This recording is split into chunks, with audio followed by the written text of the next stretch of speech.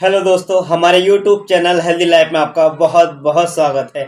आपका दोस्त, आपका मेजबान डॉक्टर अकबर हुसैन साहिल। बात करेंगे उन लोगों की जो छींकें आने से बहुत ज़्यादा परेशान रहते हैं। काफ़ी टाइम हो गया, छींकें आती ही रहती हैं। छींकें आने से बहुत ज़्यादा परेशान होते हैं।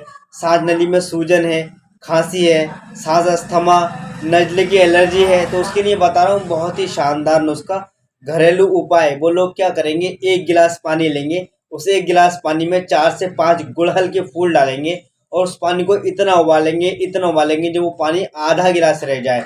उसे आप छान के इस्तेमाल करेंगे, छान के पी लेंगे। आराम तो पहले ही दिन से मिलना शुरू हो जाएगा, लेकिन ये आपको 2 से 3 महीने तक लगातार इस्तेमाल करना है। जो बहुत टाइम से आपको छींकों की परेशानी थी, सांस लेने में दिक्कत थी, खांसी की परेशानी थी, अस्थमा, एलर्जी, नज़ला था बहुत टाइम से, उसमें आपको बहुत शानदार आराम मिलेगा।